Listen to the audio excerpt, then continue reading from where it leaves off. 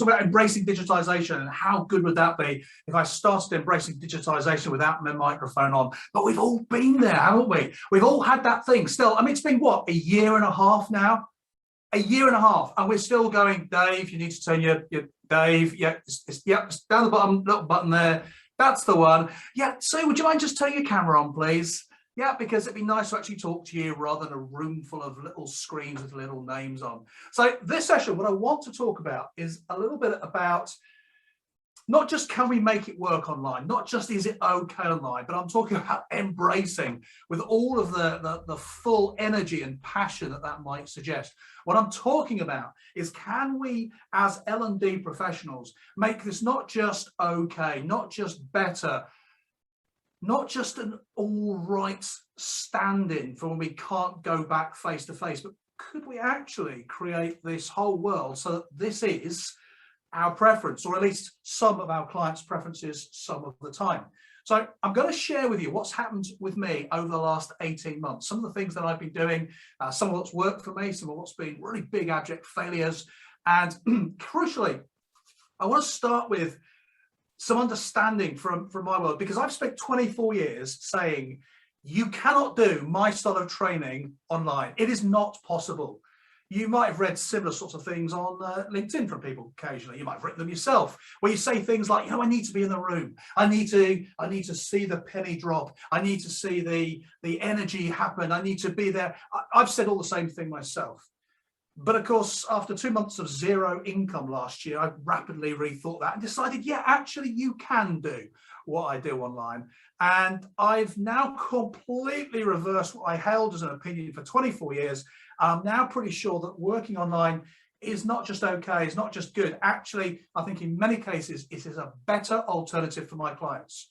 And I suspect it might be for some of yours. Now, whether you work for yourself, whether you're a one-person band, whether you're an L&D team, whether you are running a training company, my strong suspicion is many of us now have clients who want a good, robust online presentation. And it's got to be rather more powerful, rather more effective than just standing there reading out some slides. And that means how we present. It means how we come across. It means our understanding of using the tech.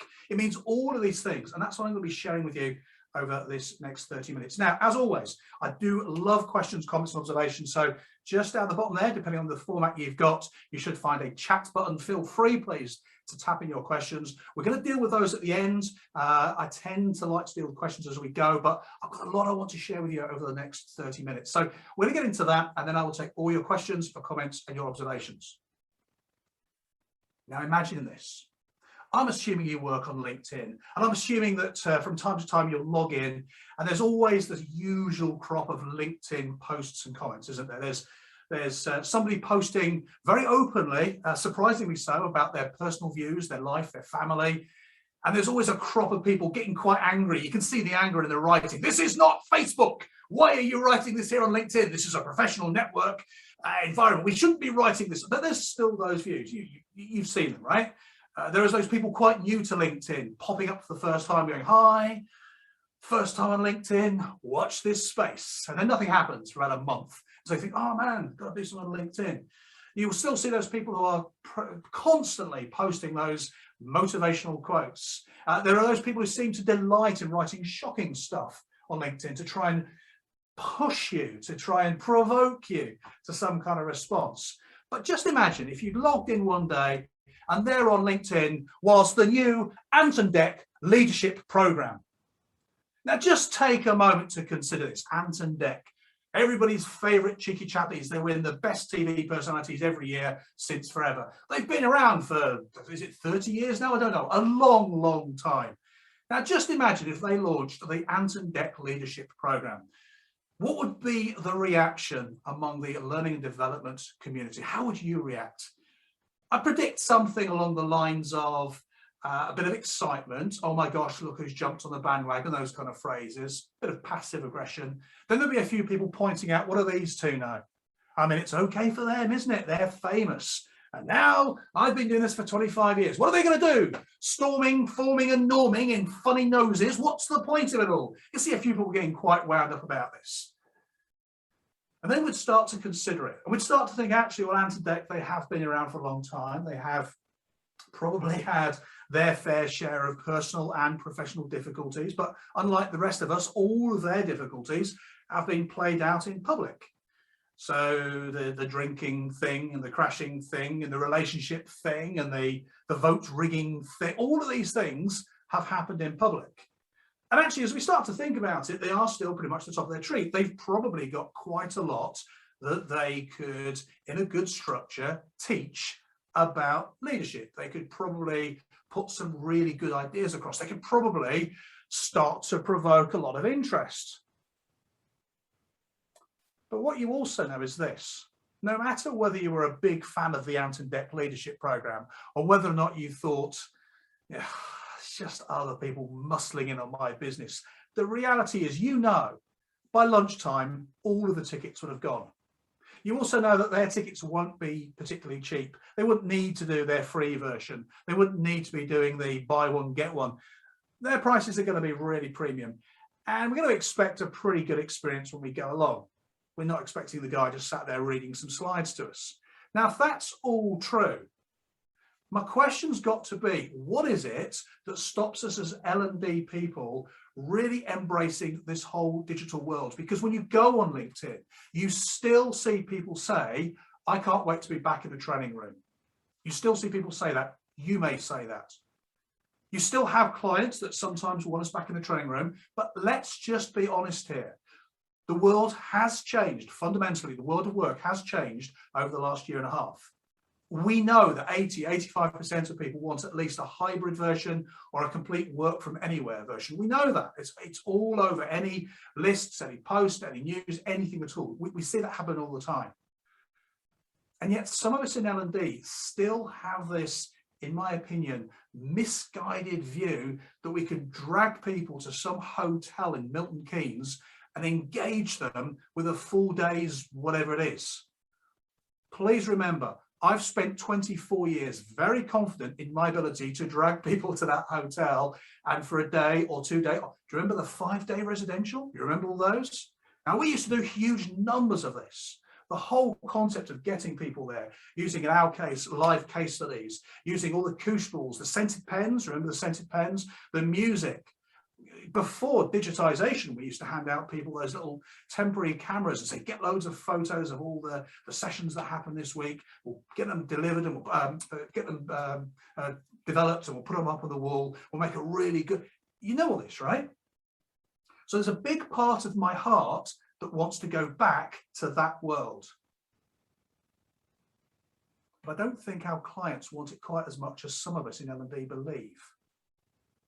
And I'm pretty sure that some of our learners don't want it either. In fact, over the last year and a half, most of my clients have largely fully embraced this idea of, can you drop in for 90 minutes, a couple of hours, and deliver this? And then we move on quickly. And if we're still arguing that we've got to somehow get back to the real world, I think we're holding ourselves back. I think we are losing the opportunity to really seriously get a decent piece of business and repeat business and good business, because I think we've got to go down this route of beyond just sitting in the corner of the slides reading our slides. You've seen these, whether it's Teams, whether it's Zoom, whether it's whatever platform we're on, just the slides, the slides, the slides. And I think we've got to get past, I really do think we've got to get past the idea that we're going to make do with Zoom or Teams. I think we've got to get past that to the point where this becomes the preferred option. I don't know about you, but when I price my clients, I give them the face-to-face version and I give them the online version. The online version is very competitively priced compared to the face-to-face version. I've had 2 face-to-face sessions in the last 6 months. Prior to that, you couldn't even do them. Just 2. Now, was it great to be back? Yes. Did I revel in being a room full of people and all the energy and the excitement? Yeah, absolutely. I loved it. Both clients were brilliant. Great to have all the delegates and the learners there. Fabulous, lovely. But I've got to look at this from the perspective, as have you, of course, of what do our clients actually want? What do our delegates want? What do our learners want? And increasingly, we're seeing they love this idea of being able to drop in something fast, something meaningful, something useful. But it can't just be somebody there reading some slides, because that's not good enough. It never was. But increasingly, people are realizing what they can have if they look around. So in this session, what I want to do really is to look at, do we need loads of tech? Do we need loads of stuff? Do we need all the kind of kit I've got here behind me? Well, not necessarily, but we might need a little bit more than we've currently got. If we're trying to make a cogent, coherent case that online is a serious rival for being in the same room, I think we've got to up our game as L&D professionals. Now, please remember, I come from a position of having a bag load of koosh balls somewhere. One of our big standout things was teaching juggling in 10 minutes. All of the Mr. Sketch scented pens, remember those? I'm big on all of that stuff. But I've got to look at what clients are asking for and what they're demanding and where we're moving with this now. So that's where I come from. And I now genuinely believe that actually, if we fully embrace this, if we fully get into this, we're offering a serious rival to the face-to-face argument, which some people are still making. So I'm going to offer you 5 key strategies. Now, some of these strategies you may think are self-evident. In fact, the second one I'm going to share with you, I think is so ridiculously self-evident, I might be expecting you to tut and roll your eyes as I say it. And yet, the second thing I'm going to share with you in this list of 5 still alone gains me business. I ran a session this morning for a client. It was their part 3 of a series of modules about negotiation and persuasion. And I used this particular strategy in that. And I'm still getting comments about that was the best part of the whole session. I think whether you agree with all of these 5, some of these 5, or indeed none of these 5, I'm delighted. But I'm going to suggest these 5 to you because I think they move us away from making the most of, doing what we can on the camera, talking to this thing up here, trying to work with the screen, and actually we create this that is better than it was before. I now believe that what we're offering online is a serious rival for what we used to do face-to-face. And let me just put this to you. Depending on your age, you might understand all these references. If not, maybe you heard old folk tell you about them. When I was 15, 16, 17, when I wanted music, I used to, on a Saturday, walk to Dorridge train station, get the train to Birmingham New Street, walk under the dodgy underpass past Reddington's Rare Records, come up by Marks and Spencer's, walk through Birmingham, go to the Virgin Music Store, go downstairs where the cool stuff was, buy some records that I hadn't even heard just yet, and then do all the journey in reverse to get back. And there's that degree of it's vinyl, it's real music, it's all of these things. I remember going to the Birmingham Odeon to see gigs there for £5, £6, £7 a ticket. But now I can get any music, any video, anything, anywhere on my phone. And I think as L&D, we are still dragging, and I absolutely include myself in this, until the last 18 months, which has forced us kicking and screaming into this digital space. Just knowing something was never enough, because anybody can Google anything and get a good answer, a good video, a good response, an expert talking about it. So what we've got to figure out is how do we make the most of all this? And for me, the first point is this. If you still remember those training sessions that seemed to go on all morning because some delegate got a point of order that they wanted to argue, and then the hour lunch was cut down to 40 minutes because the slightly stressed trainer was going, I think we'll be okay, I think we'll be okay. And then they come back in the afternoon and a few people are coming up saying, oh, I've got to get to the train, we've got to get to the so-and-so, we've got to get to this other thing. And the trainer would always say, you know, we can catch back a bit of time this afternoon and I'll still be able to get you away a little bit early.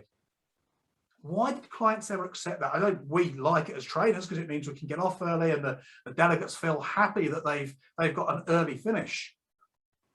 But that's not a digital perspective, is it? In a digital world, we can log in at 2 o'clock. At 2:30, the talking bit can be over. We can have 15 minutes of questions. And at 2:45, bang, that's it, it's done.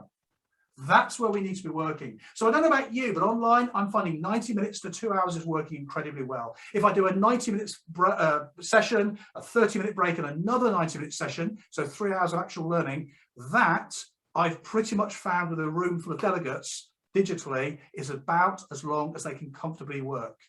2 2-hour sessions is too much.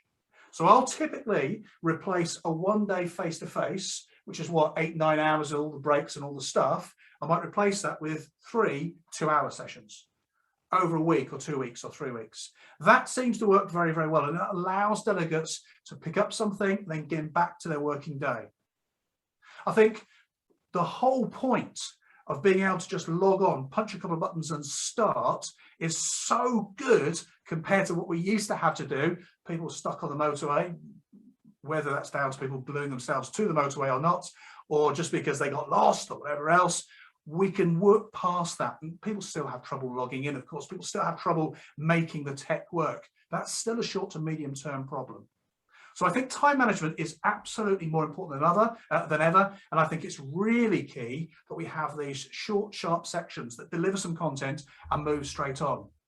This was the second one that I said I think is so patently obvious, but I still know that many trainers don't do it, and I still know it blows delegates away. And when I pitch for business, if I can use a breakout room, I will. And people come back and, oh, it's amazing. We didn't all have to sit in a room. We could talk to each other. If you're not using breakout rooms, you've got to. You've got to find a way to use them the first 3-4 minutes of any live session you do online. And the breakout room online is so much better, so much better than what we used to do face-to-face. You know what face-to-face was, explaining the exercise. Then they all stand up and they stand around and look at each other. And then they wander off in different directions. And then one of them gets confused and has to come back, and you thought you were halfway through. And then one group doesn't come back at the end of the session. You have to go and look for them, and they're by the bar somewhere because they didn't know how long they had. Digitally, oh my gosh. What an amazing experience for you as an L&D professional. You tap the buttons and they go to the breakout rooms. You can send them messages. You can move them around. You can drop in and see them. You can bring them back. If you're not using these, or if your software doesn't allow you to use these, you've got to consider that. Here's point 3. We need to have this link better. Now, this was never new. Training has got to be engaging. It's got to have some value, and it's got to link back to the real world and ideally return on investment. We know that many trainers don't get that right, but digitally we can do this in these short sectors. We can do 2 hours on a Monday morning, and they can have the rest of the day, the rest of their week. If we can give them something they can action immediately, we can then, when they come back a week later, pick up on what they did and link it back to the training before they go into the next week.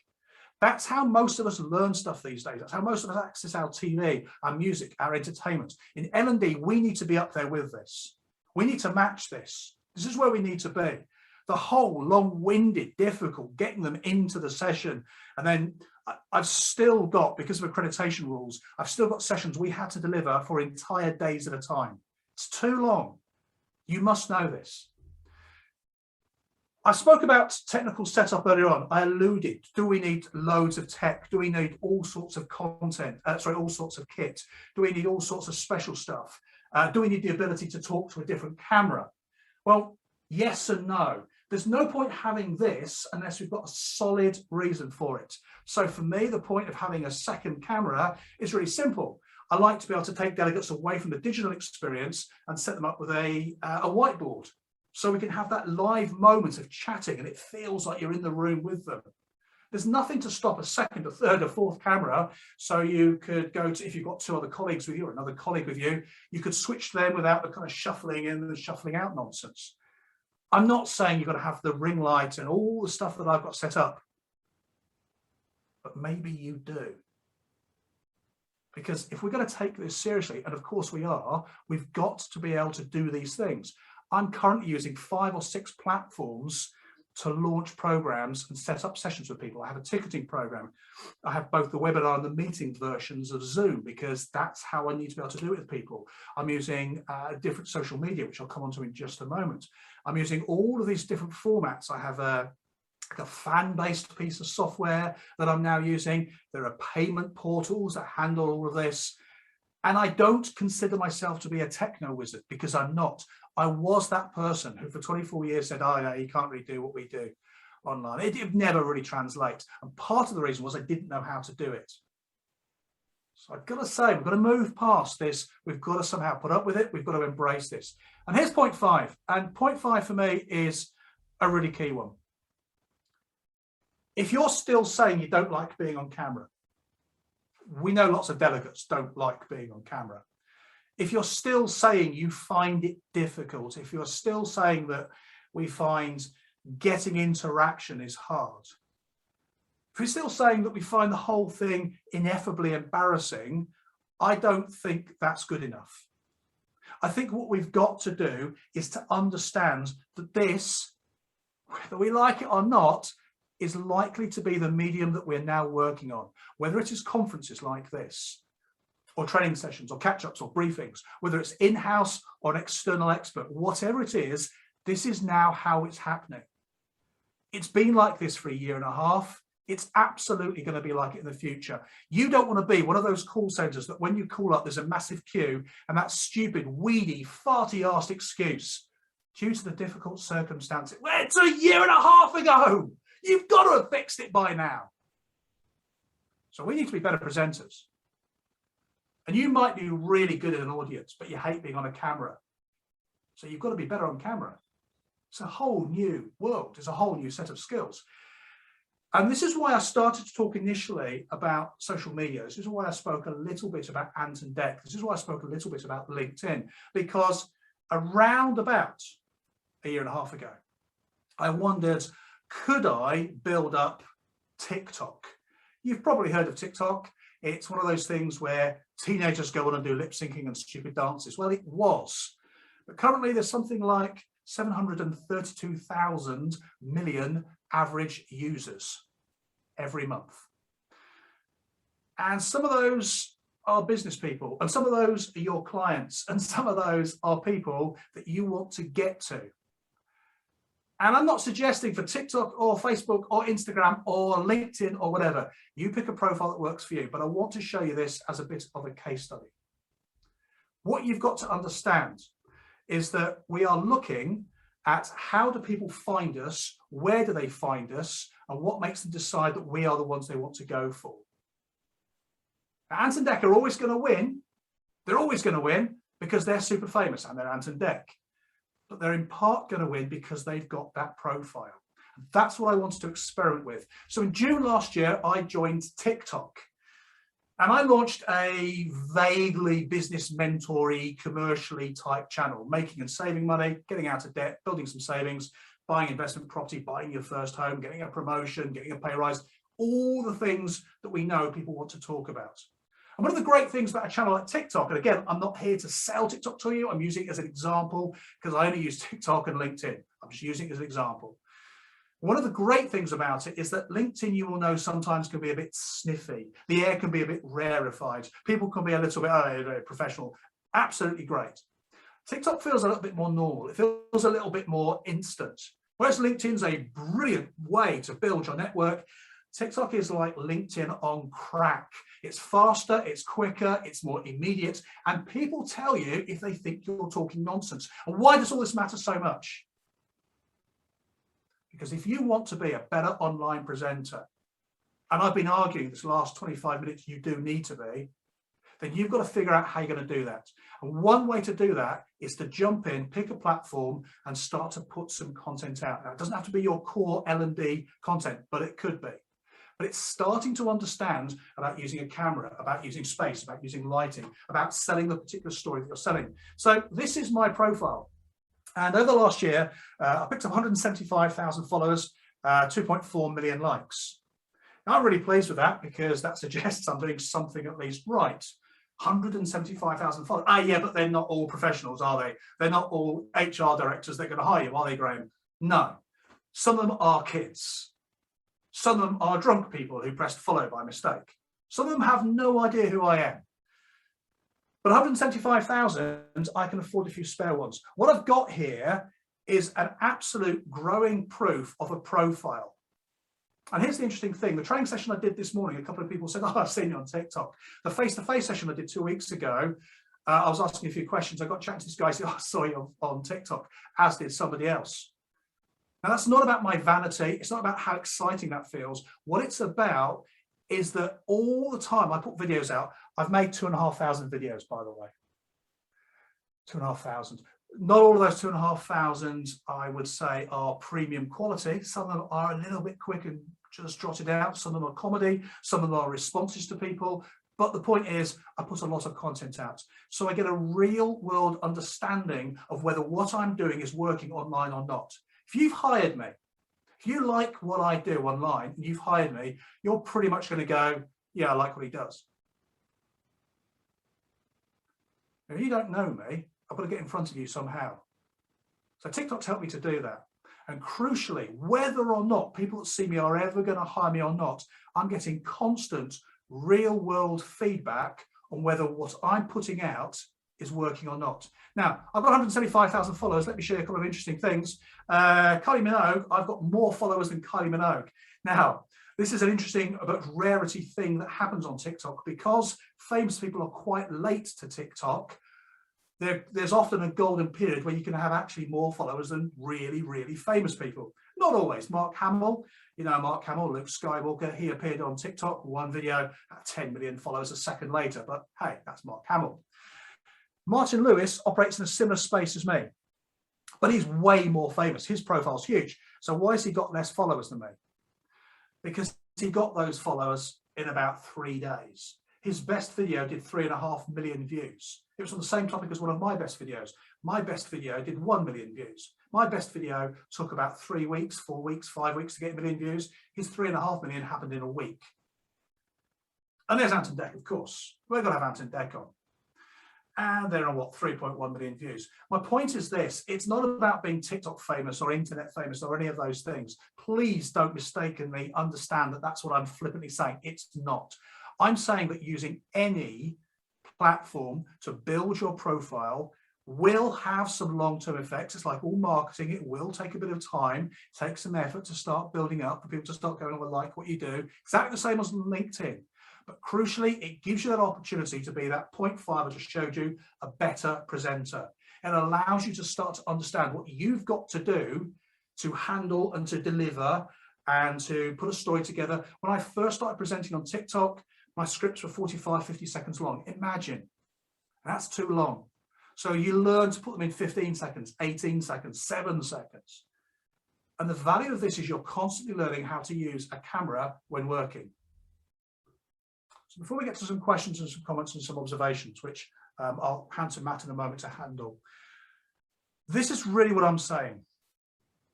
I think we've got to understand that all of digital technology, all of those different platforms we can have, all of the kind of kit that I've shown you briefly today, all of those things are important.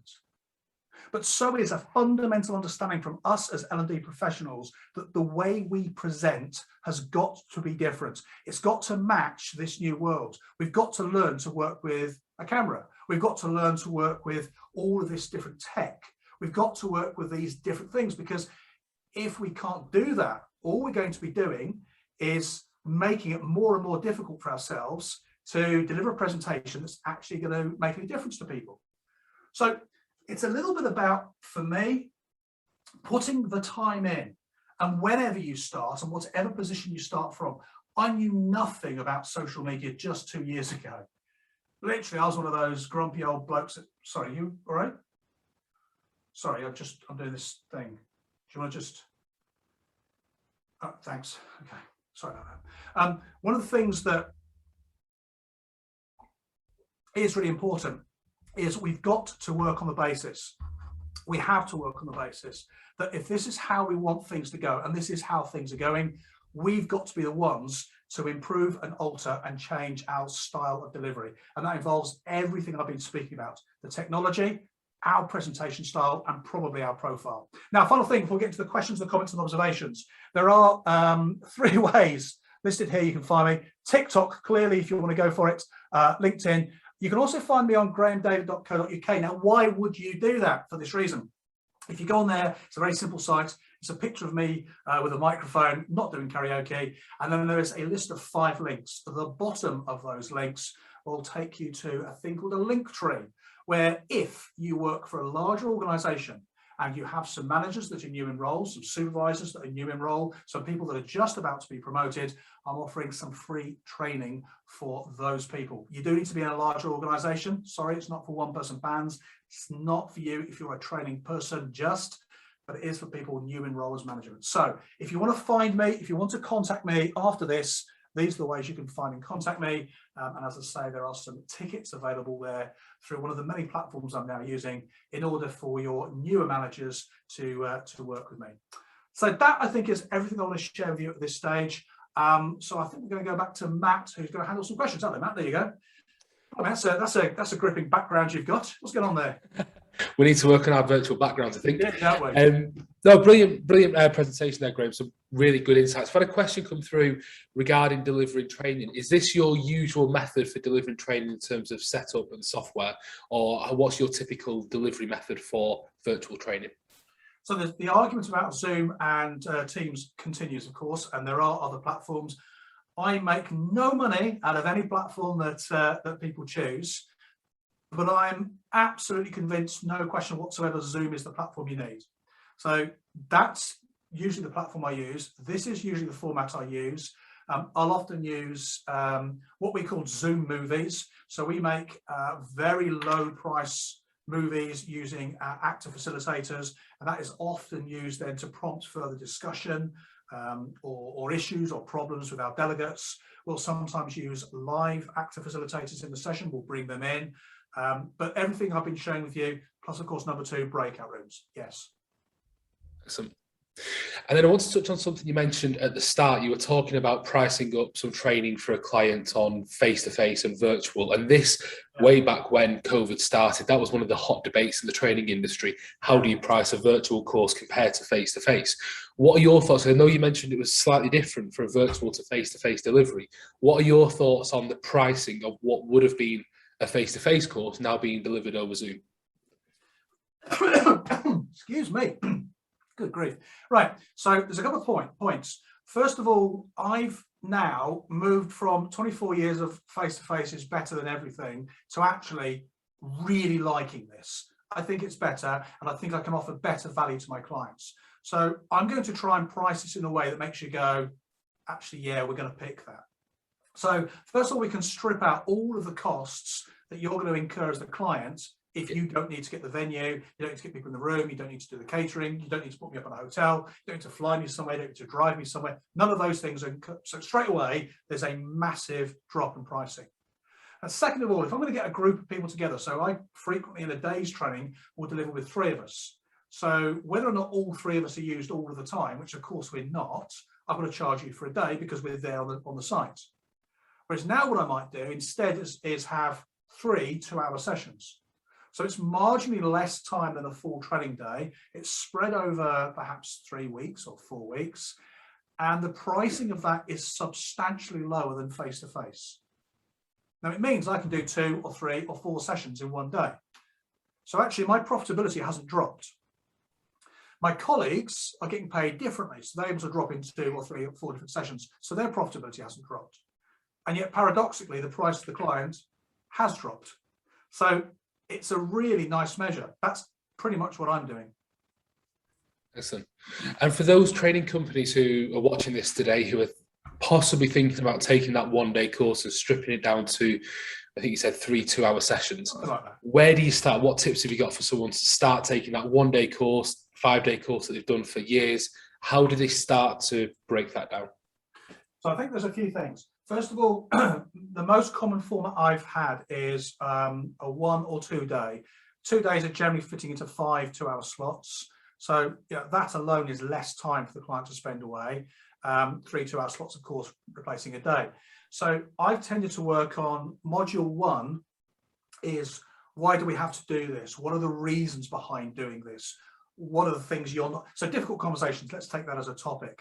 The reason people don't have difficult conversations, it's because they're difficult, they're embarrassing. People don't want to raise the BO question. That's why we don't have them. But we need to do them, because if we don't, all that happens is we ignore the problem, we hope the problem goes away, then we end up going to HR saying, please exit this person. It doesn't get us anywhere.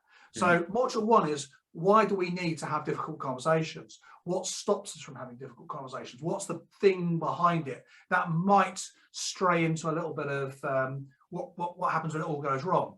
So by the end of module 1, if you turn up thinking, oh, you kind of go, I see the point of it. And then we sprinkle in some ways to use it.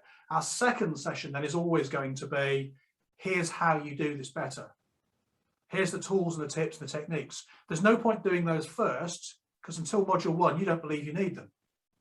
What do we do in module 3? Well, we try and we practice and we use those tools, tips and techniques. Now, the great thing is you can do that over 2 or 3 weeks. And at each stage, delegates can be using what they've picked up, what they've learned, what they've been thinking and talking about in the previous module. See, that's why I actually prefer it to people being taken out of the real world for a whole day. Definitely. And we've had a few questions coming as well, I think, based on your final piece there on the social media side. So I had a question coming saying, do you get any paid business coming through from TikTok? So any business leads coming in from the channel? 175,000 followers. I'm absolutely sodding minting it in. Yeah, I'm fast becoming one of those influencers who's got white vinyl teeth and a strange suntan, and I've had to sort of dye my hair, I think. Yes, but you've got to work on it on a very slow burn basis. So actually, I make money from a number of different ways from TikTok. So first of all, TikTok pays me because of the number of followers I have. So I get paid every month from that. It's a small amount, but it is income. Second, because I have got a lot of followers, I get organisations now pitching me to promote their products for them. They range from okay pay to derisory to actually very, very good. More interestingly is the opportunities it brings in. So I'm increasingly finding people see me on TikTok and then go and check me up on LinkedIn. I mean, this is the classic social media, 8, 9, 10 touches, isn't it? And then they've seen what I've done on TikTok and they quite like it. They've been amused by it or inspired or whatever. It's very, very nice. Then they go to LinkedIn and go, oh, okay, he seems to be quite serious. And then I get the message going, kind of like to talk to you about this, please. Frequently, it's happening the other way around. I mean, apart from on sessions like this, I don't make it really obvious that there's a connection. But frequently, people will see something I've done on LinkedIn and then see, well, what's he like on TikTok? Let's go and check him out there. So that brings me business. And then the other source of business is that people that really like what I do on TikTok, there is a club for them. So they pay to be part of that as well. So there's probably about 4 extra sources of revenue from the social media connections. Yeah. Interesting. I know quite a few people will be either not aware of TikTok, never used it before. Obviously, you've been delivering virtual training now since the pandemic started, and no doubt you're taking feedback from those sessions. Have you changed your training style based on TikTok? Has TikTok influenced the way you train? Well, again, yes and no. So when I went on TikTok last year first, I was pretty, there's a fine line between confidence and arrogance, is there? I'm going to come down the side of arrogance here. I was fairly confident that I knew exactly how to talk to a camera. I've done it for years. I've got thousands of hours of logs making stuff for clients. I know how to do it. But TikTok doesn't want that. What TikTok wants is fast, to the point, deliver, da-da-da-da-da. So my style has changed and evolved over the last year just on TikTok. Has that therefore fed back into my training? Well, yes, it has a little bit. Now, training's slightly different because you've got 2 hours together.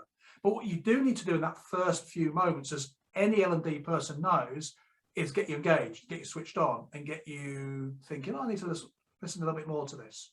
So there's a degree of, I guess, edit, which then leads to those punch points. We know that social media is about grabbing your attention in the first second. That's quite a useful skill to have as an L&D person online.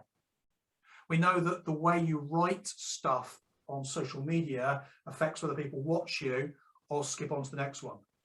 Well, that's pretty much the same as when it comes to pitching for a piece of work or giving a video pitch, which of course is how we all pitch for work these days. So yeah, it really has, and it's honed and it's tightened up and it's made it better, I think.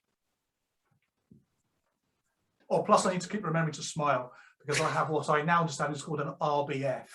And even though my heart is singing with joy on the inside, I know from having seen myself dozens and dozens of times, hundreds, thousands of times now on video, and check it out, that's me holding the camera, I think, God, I look miserable. So then I'll reshoot it. Now that's quite useful feedback for when you're doing a lot of cameras. Very good. Excellent. I don't think we've had any more questions come through, unless there's anything through. No, I think we're all good. So the final thing for me to say is thank you very much, Graham, for taking the time out of your day again. Another really, really interesting talk there. I didn't think we'd get onto the marketing capabilities and the delivering capabilities of TikTok during EVEREST 2021, but we got there. So thank you very much. Thank you all. Cheers. Take it easy.